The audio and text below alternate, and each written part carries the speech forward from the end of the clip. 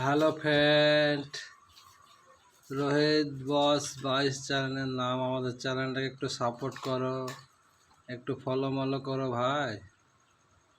আমাদেরকে একটু দেখো, লাইক শেয়ার ফলো কমেন্ট করলে অনেকজনকে তো অনেক লাইক শেয়ার কমেন্ট করেছে।